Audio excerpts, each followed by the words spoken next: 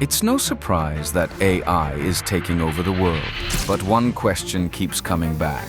Will we, editors, be replaced? I'd love to give you a simple answer, but I don't have a crystal ball. I don't know what will happen in 5 years. What I do know is what's certain today.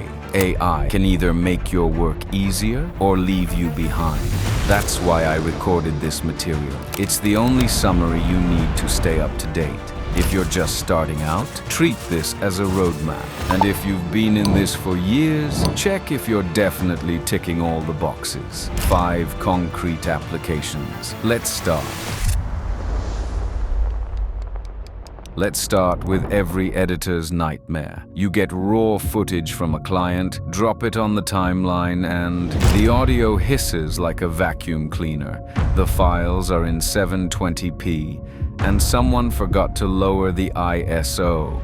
So the image is so grainy, it's embarrassing to show anyone. In the past, such footage would end up in the trash, or you'd be calling with complaints. Today, in DaVinci Resolve itself, you have the voice isolation function. You move one slider and the sound becomes clean. It won't replace a good microphone, but it will save dialogue that would normally go to waste. The same goes for the image. Noise reduction makes the grain stop being a distraction, and superscale allows you to effectively upscale resolution when you get a file that's too small. And if you're not in DaVinci, relax.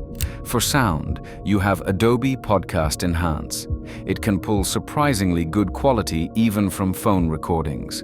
For video, Topaz Video AI. It won't magically make native 4K out of a calculator, but it will boost resolution and sharpen details enough for the footage to look professional. Links to these apps can be found in the description. And if you want to speed up your work in DaVinci, check out my store. You'll find both free and paid assets there, intended to be your shortcut to a pro level. Okay, you've got the edit, the sound sits right.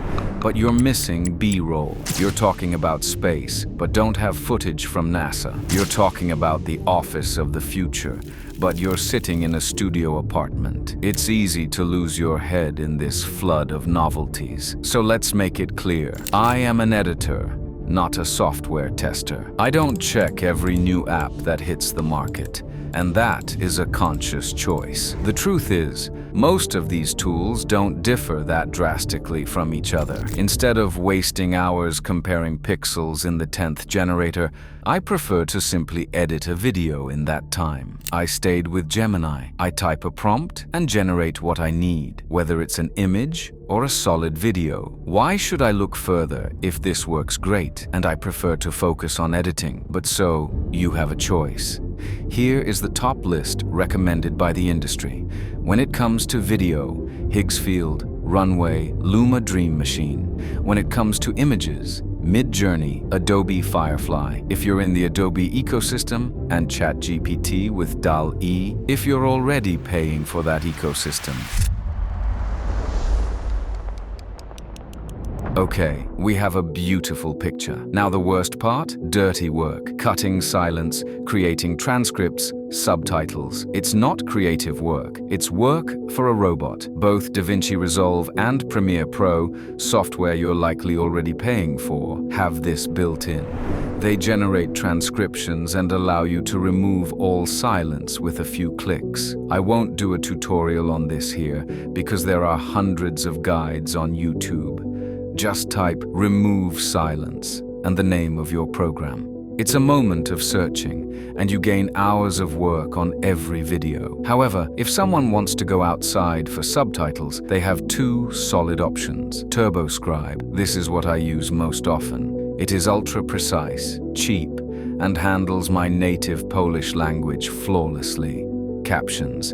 If you make shorts and care about those dynamic, colorful animations that jump around the screen, choose what fits your style. The point is not to type this manually.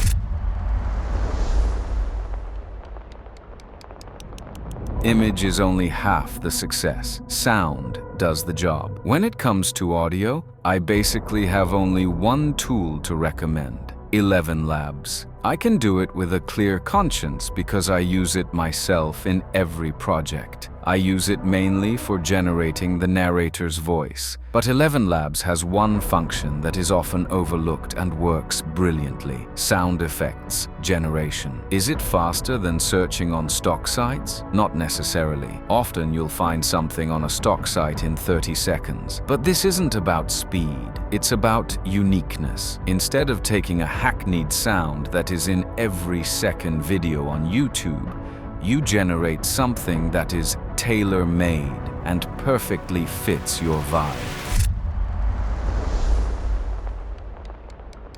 Finally, something that gets forgotten. AI is not just an executor, it's your second brain. I used to use ChatGPT, but lately it's just become lazy. That's why I switched to Gemini. But I don't use it to think for me, I use it for visualization. When my mind is blank, I write, "Give me 5 ideas on how to visualize success." Thanks to this, I know what to look for on stock sites or what to generate. And here, we get to the point. The brain is a muscle. If you let AI do everything for you, from the idea through the script to the execution, that muscle will atrophy. But remember, if you give AI total control, you become just a machine operator, not a creator.